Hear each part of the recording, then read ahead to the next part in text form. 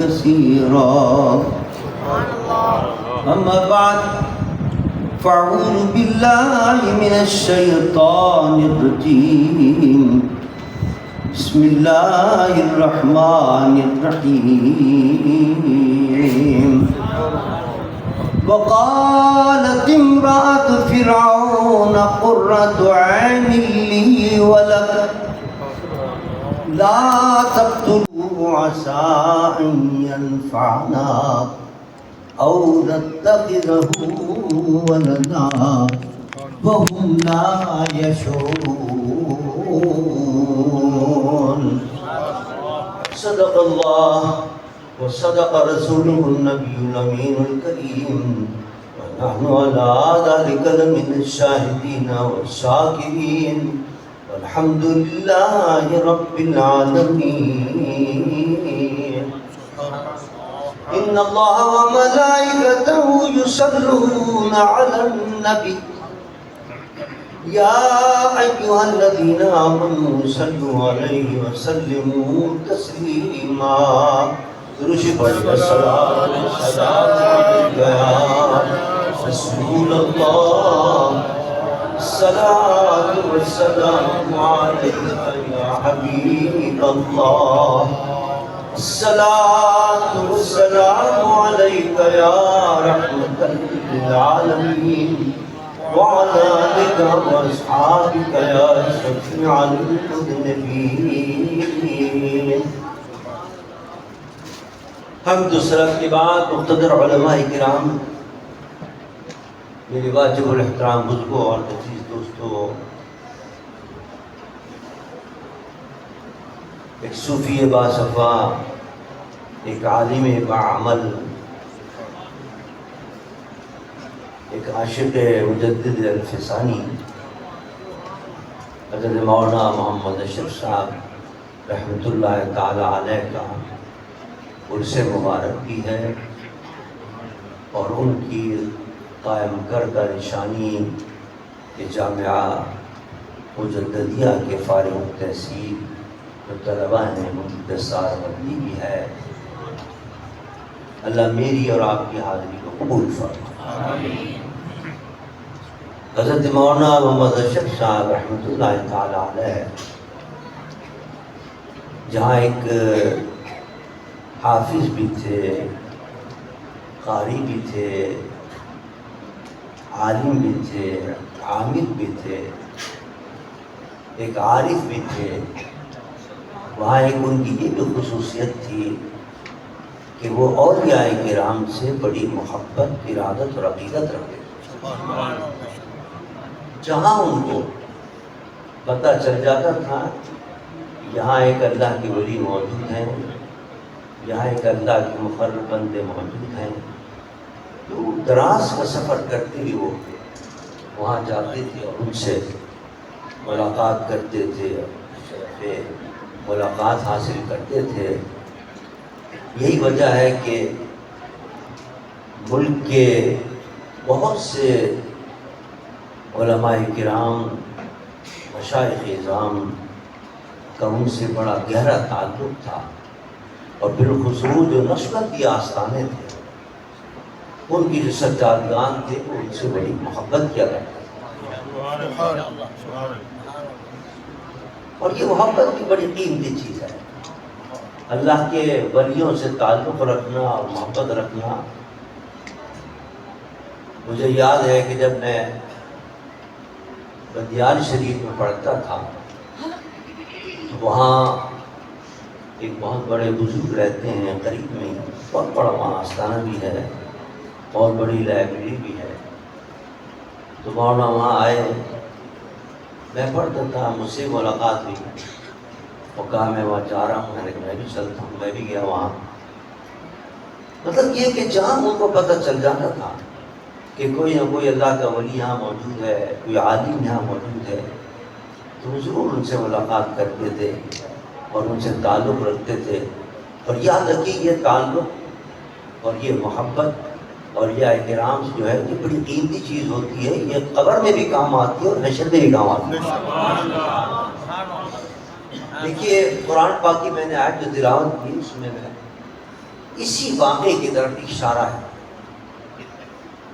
حضرت موسیٰ علیہ نبی علیہ السلام کا واقعہ قرآن میں اللہ نے بڑی تفصیل سے بیان کیا ہے۔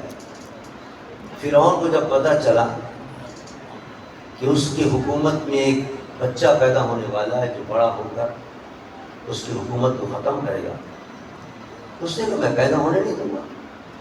خدائی کا جب انسان دعویٰ کرتا ہے تو یہی حال ہے۔ اس نے کہا جس کے یہاں بچہ پیدا ہو اس کو قتل کرو، جس کے یہاں کوئی لڑکا پیدا ہو اس کو قتل کرو۔ جہاں جہاں پتہ چلتا تھا اس کو کہ فلاں کے یہاں لڑکا پیدا ہو اس کو قتل کرو، فلاں کے پیدا ہو قتل کرو۔ لیکن رب بھی اپنی شان دکھاتا ہے۔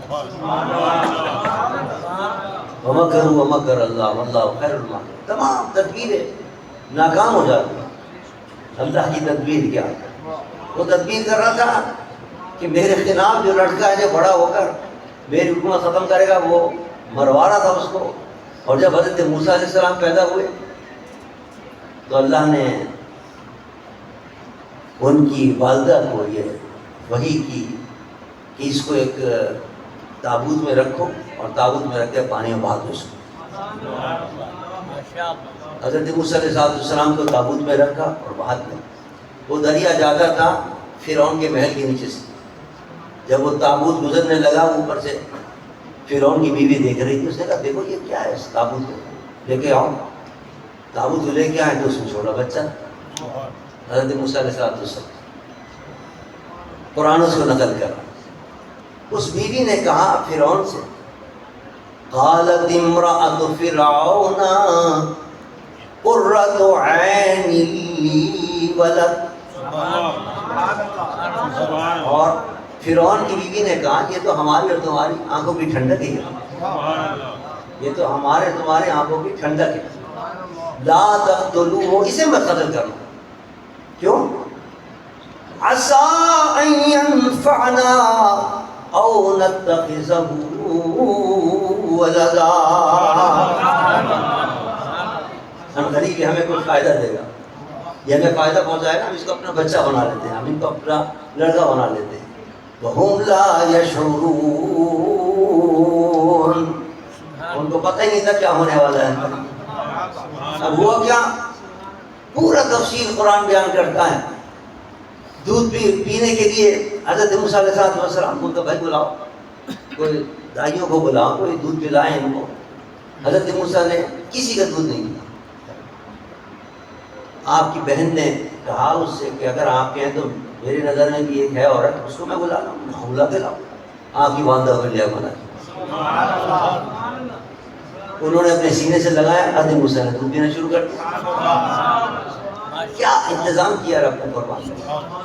جس کو مارنا چاہ رہے ہیں، جس کی وجہ سے پوری دنیا میں قتل عام وہ کر رہا تھا، وہی بچہ گھر میں پل رہا ہے اور دودھ بھی والدہ پلا رہی ہے۔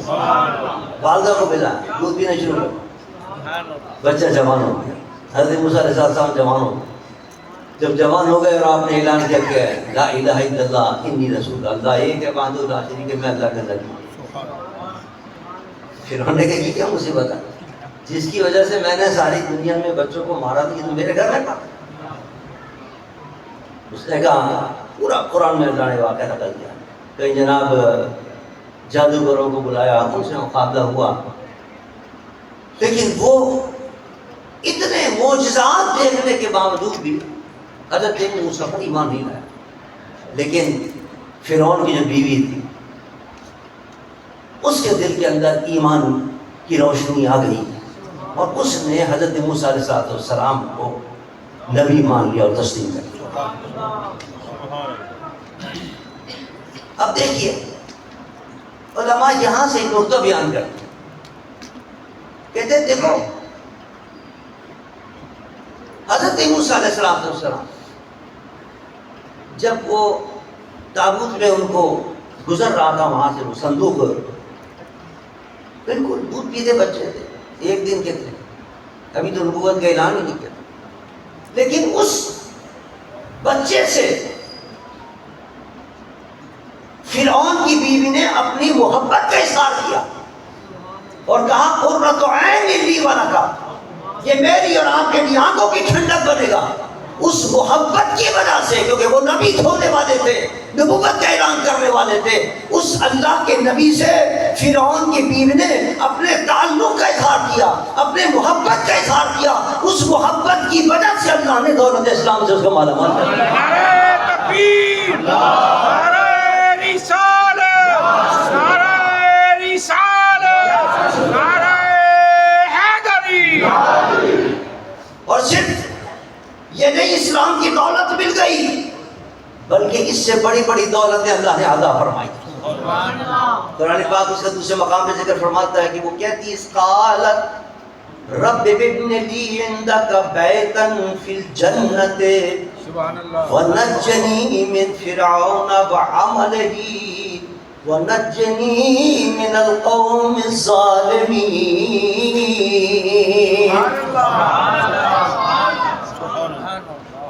فرعون نے کہا اچھا میری بات نہیں مانی، میری بیوی ہو کر اور اس کی بات مان دو اور اس کا کلمہ پڑھ رہی ہو، اس نے کہا اس کو پھانسی پہ لٹکا دو، سولی پہ لٹکا دو۔ اپنے بیوی کو کہاں سولی پہ لٹکا، اس کو حکم دے دیا۔ جب وہ سولی پہ چڑھتی ہے تو اللہ کی بارگاہ میں عرض کرتی ہے رب ابنی عندک بیتا فی الجنت، اللہ مجھے جنت کے اندر اپنے 5 گھر عطا فرمائی۔ عندک بیتا ونجنی من القوم الظالمین، اور اس ظالم قوم سے مجھے نجات عطا فرما۔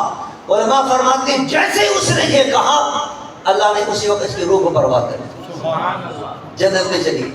اور جنت میں جانے کے بعد من عندک، یہ عندک لفظ جو ہے الگ جنت میں تو سب کو اگر ملے گا، جو بھی مسلمان ہے اور جس نے بھی کلمہ پڑھ لیا اپنے نبی کا وہ سب جنت کے اندر جائیں گے، لیکن عندک لفظ بتا رہا ہے۔ اس نے کہا اللہ اپنے پاس مجھے عطا کیجو، بتانا جنت میں بھی اللہ تعالیٰ اس کو اپنا خاص قرب عطا فرمائے۔ یعنی آپ اندازہ کریں اللہ کے پیاروں کی محبت کس جگہ پر پہنچا دیتی آدمی کو کہ ظلم سے بھی نجات مل گئی، دنیا کے مصیبتوں سے بھی نجات مل گئی، اللہ کا قرب بھی اس کو حاصل ہو گیا، ایمان کی دولت بھی مل گئی اور شہادت کا مرتبہ بھی اللہ نے عطا فرمایا۔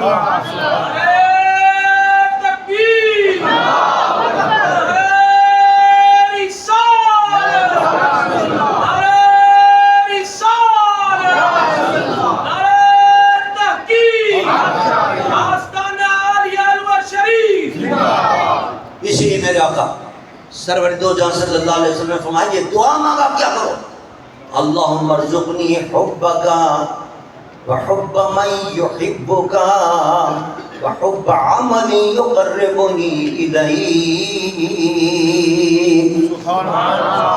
اللہ میں تیری محبت مانگتا ہوں، مجھے اپنی محبت عطا فرما، وحب من یحبک، اور جو تجھ سے محبت کرے اس کی محبت بھی مجھے عطا فرما۔ اب یہ حضور دعا مانگ، حضور دعا مانگ۔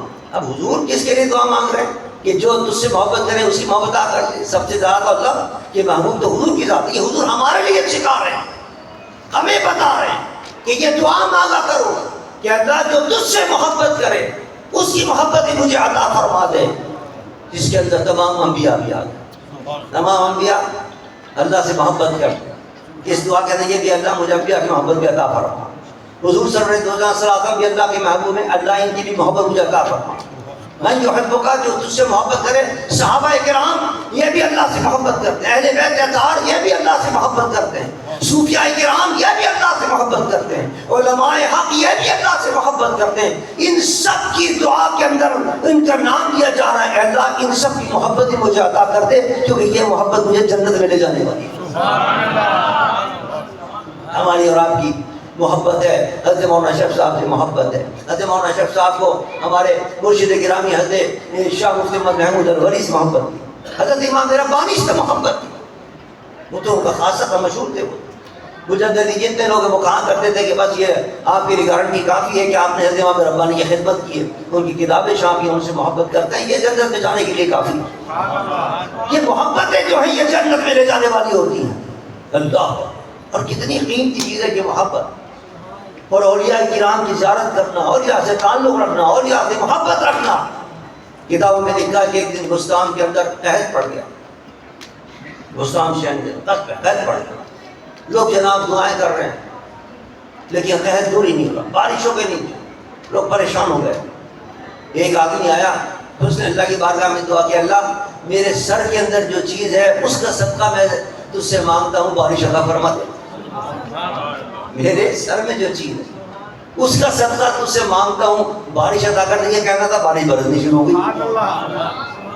لوگ پریشان ہو گئے، بھائی تیرے سر میں ایسی کون سی چیز ہے جس کا وسیلہ تو دے رہا ہے اور اللہ قبول فرما رہا، اور فوراً بارش برس گئی۔ اس نے کہا میرے اس سر کے اندر 2 آنکھیں ہیں اور ان 2 آنکھوں سے میں نے بایزید بستامی کی زیارت کی تھی، اللہ نے ان آنکھوں کو اتنا متبرک اور اتنا محبوب بنا دیا ہے کہ اس کا وسیلہ جب بھی اللہ کو دیتا ہوں اللہ میرے دعا کو قبول کرتا ہے۔ نعرہ تکبیر، نعرہ رسالت، نعرہ رسالت، نعرہ حیدری، نعرہ تحقیق، رازدار ختم نبوت، رازدار ختم نبوت، رازدار ختم نبوت۔ تو اللہ کے ولیوں سے تعلق رکھو، زیارتیں کرو ان کی محفلوں میں حاضری دو۔ ایسی تو نہیں کہ قرآن پاک کے اندر یا ایھا الذین آمنوا اتقوا اللہ وکونوا مع الصادقین ولا تقل بعد الذکر مع القوم الظالمین، کئی آیتیں آئی۔ بیٹھا کرو اللہ کے پیاروں کی محفلوں کے اندر، ان کی صحبت میں بیٹھو۔ یہ اسی لیے فرمایا کہ ان سے محبت پیدا ہوگی، اور اگر ان سے محبت پیدا ہو گئی تو قرآن میں حدیث مبارک کے اندر آتا ہے المرء مع من احب، دنیا میں جو جس سے محبت کرتا ہے قیامت میں اسی کے ساتھ ہوگا۔ یہ تو اللہ کی بری جائیں گے ہی جنت کے اندر، ان کی محبت کی وجہ سے انشاءاللہ اللہ ہمیں بھی جنت عطا فرما دے گا۔ اگرچہ گنہگار ہیں، سیاہکار ہیں، بدکار ہیں، لیکن ان کی محبت کے صدقے میں اللہ تعالیٰ ہمیں جنت عطا فرما دے۔ پھر محبت کا یہ بھی فائدہ ہوتا ہے، انسان کو جس سے محبت ہوتی ہے پھر انسان اپنے محبوب کے طریقے پر چلتا ہے، اس کا کہنا بھی مانتا ہے، اس کے طریقے پر تشریف رکھ گیا بیٹھ جائیے، میں نے عرض کیا نا میری تقریر کے دوران نہ اٹھا کرے۔ تو جو انسان کسی سے محبت کرتا ہے، کسی سے تعلق رکھتا ہے، تو اس سے تعلق کی وجہ سے اس کا اتباع بھی کرتا ہے، اس کا کہنا بھی مانتا ہے، اس کی بات بھی مانتا ہے۔ اب اگر آپ کو حضرت امام ربانی سے محبت ہے تو امام ربانی کے جو طریقے ان طریقوں پر چلیں آپ۔ حضرت امام ربانی نے جو احکامات دیے ہیں، جو اپنے مریدوں کو ہدایت دی، ان ہدایتوں پر عمل کریں۔ اگر ہمارے مرشد حضرت شاہ مفتی محمود الوری رحمۃ اللہ تعالی علیہ، انہوں نے جو ارشادات فرمائے، جو احکامات دیے ہیں، ان احکامات پر عمل کریں۔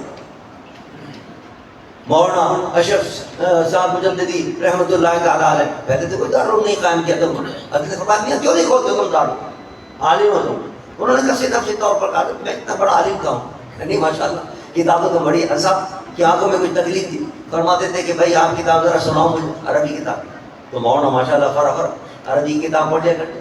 اب مجھے کہ عربی عالم پڑھ سکتا ہے، عربی کی کتاب پڑھنا آسان کام نہیں ہے، اس کے اندر زیر زبر بڑے مشکل ہوتے ہیں پڑھنے، مولانا بڑے فرفر پڑھتے ہیں، میاں تم تو اچھے خاصے عالم ہو اور تم کہتے ہو عالم نہیں، زبردست عالم ہے، تو بہترین عبادت پڑھتے ہو، زیادہ کھولو دارالعلوم اور دارالعلوم کر کے فیض پہنچاؤ۔ تو الحمدللہ ان کی کہنے پر مولانا نے دارالعلوم بھی قائم کیا، آج اس کا فیض جاری ہے اور انشاءاللہ قیامت تک یہ فیض جاری رہے گا۔ ہمارے مولانا طیب صاحب ماشاءاللہ صحیح معنوں میں جانشینی کا حق ادا کر رہے ہیں۔ اب تو ماشاءاللہ ہمارے حماد صاحب بھی تیار ہو گئے ہیں، عالم بن گئے ہیں ماشاءاللہ، جامعہ سے پڑھ کے آئے ہمارے محمود آباد سے الحمدللہ، جگہ عالم ہے ماشاءاللہ، یہ آستانہ الحمدللہ علم سے آباد ہے، اللہ کا شکر، یہ بڑا کرم ہے اللہ کا الحمدللہ، عالم بن گئے ماشاءاللہ، پڑھانا انہوں نے شروع کر دیا ہے۔ مولانا اشرف صاحب رحمۃ اللہ علیہ کی روح خوش ہو رہی ہوگی کہ میرا جو مسند ہے وہ علم سے آباد ہے الحمدللہ، جو انہوں نے اپنی یادگار چھوڑی ہے، یہ دارالعلوم، اس دارالعلوم کو آباد جو بھی کوئی کرے گا، جو بھی اس کے ساتھ تعاون کرے گا، وہ سمجھ لیے مولانا اشرف صاحب رحمۃ اللہ علیہ کی روح کو خوش کر رہا ہے۔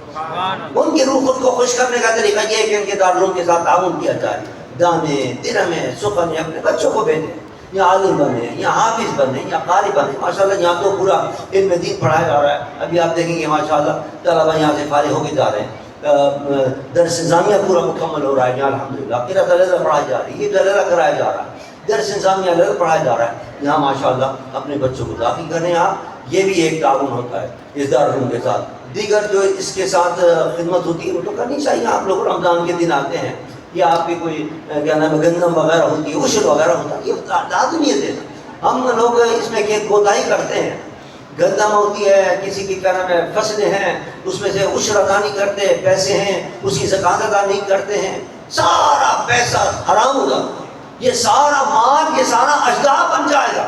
حدیث مبارک کے اندر آتا ہے قیامت کے دن اتنا بڑا اژدہا ڈال دیا جائے گا گلے کے اندر، اور وہ جناب تمہارے منہ کو کاٹے گا اور نوچے گا اور کہے گا وہی میں تیرا مال ہوں جس کی تو نے زکوٰۃ ادا نہیں کی۔ اس سے جو ادا نہیں کرتے، زکوٰۃ جو ادا نہیں کرتے، وہ ڈرے اللہ کے عذاب سے کہ اپنے مال کو حرام کر رہے ہیں، لہٰذا زکوٰۃ بھی ادا کرے۔ اور ایسے دینی مدرسوں میں دے جہاں طلبہ پڑھ کے جائیں گے، عالم بن کے جائیں گے، لیکن کتنے علماء وہاں سے نکلے آتے ہیں، بوڑھے بوڑھے لوگ مجھے ملتے ہیں، بوڑھے بوڑھے لوگ ملتے ہیں، صاحب ہم تو ماشاء اللہ حافظ اشرف صاحب کی شاگرد ہیں، حافظ اکرم صاحب کی شاگرد ہیں، ماشاء اللہ اتنا فیض ان حضرات کا جاری رہا۔ پھر انہوں نے پڑھایا، پھر ان کے شاگردوں نے پڑھایا، یعنی کتنے شاگرد کے شاگرد نکل رہے ہیں ماشاء اللہ، اور سب کا ثواب مولانا اشرف صاحب کو مل رہا ہے۔ تو لہٰذا اس مدرسے کے ساتھ تعاون کریں آپ حضرات، اور اپنے بچوں کو عالم بنائیں، اپنے بچوں کو حافظ بنائیں، اپنے بچوں کو قاری بنائیں، تاکہ وہ جب علم پڑھ کے جائیں گے ان کی زندگی تو سنور ہی جائے گی انشاءاللہ، لیکن ان کے صدقے میں قیامت کی اور حشر کی مشکلیں آپ کی بھی آسان ہو جائیں گی۔ حدیث مبارک کے اندر آتا ہے، میرے آقا فرماتے ہیں کہ جب ایک عالم جانے لگے گا جنت کے اندر تو اس کو روک دیا جائے گا، وہ کہے گا بھائی مجھے کیوں روک دیا تم نے؟ علم کا تو بڑا مقام ہے، اور حدیث میں تو بڑی شانیں آئی ہیں علم پڑھنے والے کی، اور یہ جناب دھڑا دھڑ عابد جا رہے ہیں اور عالم ہوں تو میں تو عالم ہوں، مجھے کیوں روکا؟ تو وہ کہے گا درمان تمہاری اسی شان دکھانے کے لیے تمہیں روکا، یہ تو عابدوں کی شان ہے، اکیلے چلے جائیں جنت کے اندر، تمہارا یہ مقام نہیں ہے کہ تم اکیلے جاؤ، یہاں کھڑے ہو جاؤ، جس پر جہنم واجب ہو گئی ہے اس کو بخشوا کر اپنے ساتھ جنت کے اندر لے جاؤ۔ نعرہ رسالت، تو کل قیامت کے دن یہ جو علماء یہاں سے فارغ ہوئے جا رہے ہیں ان کا آپ کو پتہ چلے گا کیسے کہ قیمتی لوگ ہیں اور کس مقام اور کس مرتبے کے لوگ ہیں جو کیا نام ہے ہمیں بھی بخشوا کر جنت کے اندر لے کے جائیں گے۔ لہٰذا اپنے بچوں کو عالم بنائیے اور ان دارالعلوموں کے ساتھ تعاون، یہ دارالعلوم کی مراکز ہیں، یہ قلعے ہیں، یہ یہاں سے کیا نام ہے حفاظت ہوتی ہے، دین کی حفاظت ہوتی ہے۔ جو بھی کوئی اسلام کا دشمن آتا ہے حملہ کرنے والا، اس کا مقابلہ کہاں سے ہوتا ہے؟ انہی مدارس سے۔ یہاں اسلحہ نہیں ہوتا، یہاں اسلحہ کیا ہوتا ہے؟ قرآن و حدیث کی دلائل ہے، یہ سب سے بڑے اسلحہ ہے، اس سے مقابلہ ہوتا ہے۔ اب وہ آج کل آیا ہوا ہے نا ذاکر نائک، بڑی جناب اس کی استقبال، بڑی شان ہے اس کی جناب، اس کی دھوم دھام مچی، ارے اس کا عقیدہ تو دیکھو، اس کا عقیدہ کتنا خراب ہے، معاذ اللہ اس کو یزید کو تو یہ امیر المومنین کہا کرتا، اور پتہ نہیں کتنی سے توہینیں کی اللہ کی، اللہ کے رسول کی، اور یعنی اولیاء کرام کی توہینیں کی۔ یہاں کا عجیب طریقہ ہے، جو کیا نام ہے اس قسم کا وہ انسان، اس کی جناب بڑی آگ بھگت ہوتی ہے، اس کو ایک قادیانی کو مل گیا کوئی گولڈ میڈل مل گیا، اور وہ عالمی کوئی انعام مل گیا عبدالسلام کو، اس کی جناب بڑی آگ، جیسا پاکستان کے اندر جس کے نام پہ فلاں جگہ یونیورسٹی بنائی جائے فلاں جگہ پر، یہ ارے بھائی یہ تو یہودیوں کی سازش ہے کہ ایسے لوگوں کو انعام دے کر، ایسے لوگوں کو نام کر کے چڑھاؤ اور پھر مسلمانوں کو گمراہ کرو ان کے ذریعے، پھر مسلمانوں کو تباہ برباد کرو ان کے ذریعے، اور ہم لوگ بڑے خوش ہوتے ہیں کہ صاحب یہ بڑا آدمی ہے، اس سے جناب بڑے بڑے جلسے کیے، جلسے تو کیا نام ہے چولائی کے بھی بڑے جلسے ہوا کرتے تھے، وہ جو چین کا صدر تھا اس نے بڑے جلسے کیے، روس کا بھی صدر بڑے جلسے کرتا، تو جلسے جمع کرنا، آدمی جمع کرنا یہ کوئی دلیل تو نہیں ہے اس بات کی کہ وہ حق کے اوپر، اس کے عقیدے دیکھو، اس کے نظریات دیکھو، علماء سے پوچھو، علماء بتا رہے ہیں کہ اس نے کیا کیا غلطیاں کی ہیں اور کس طریقے سے لوگوں کو گمراہ کیا۔ بہرحال اللہ تعالیٰ ہدایت دے ہمارے دوستوں کو، ہمارے ساتھیوں کو کہ وہ اپنے عقیدوں کو درست رکھے۔ یہ جو مدارس ہے یہ قلعے ہیں، یہ یہاں سے آپ کو پتہ چلے گا کہ کون صحیح راستے پر ہے اور کون غلط راستے کے پر ہے۔ ابھی آج کل قادیان کو کتنا مسئلہ چل رہا ہے اور کس قدر سازش ہو رہی ہیں قادیانیوں، خود ہمارے چیف جسٹس صاحب اس چکر میں آتے ہیں، قادیانوں کے دباؤ میں آتے ہیں، اور قادیانوں کے دباؤ میں آ کر انہوں نے جہاں ان کے حق میں فیصلہ کر دیا۔ وہ تو اللہ کا شکر ہے کہ پاکستان کے اندر عاشقان مصطفیٰ کھڑے ہو گئے، انہوں نے جناب زبردست احتجاج کیا اور ان کو اپنا فیصلہ بدلنا پڑا۔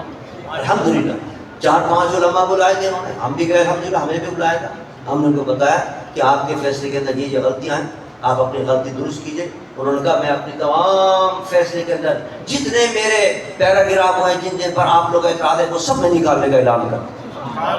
یہ تو بہت بڑی کامیابی ہے الحمدللہ کہ نکالنے کا اعلان کرتا، لیکن کہا تھا انہوں نے کہ میں تفصیلی فیصلہ جاری کروں گا، لیکن تفصیلی فیصلہ کو جاری نہیں کرنا، اس لیے بڑی تشویش ہے، پوری قوم کو تشویش ہے، کہیں ایسا نہ ہو پھر وہ تفصیلی فیصلے کے اندر کوئی گڑبڑ کر دیں اور کوئی قادیانی حق میں فیصلہ کر دیں. لہذا آپ حضرات جاگتے رہیں, سوئیں نہیں. اگر خدا نہ خواستہ کوئی فیصلہ غلط آیا, سپریم کورٹ نے اور کیا نام ہے چیف جسٹس صاحب نے کوئی گڑبڑ کرنے کی کوشش کی, تو انشاءاللہ عاشقان مصطفیٰ پھر آئیں گے میدان کے اندر, پھر کل یہ کوچوں میں نکلیں گے اور اپنے آقا کے ناموس کا تحفظ کریں گے انشاءاللہ.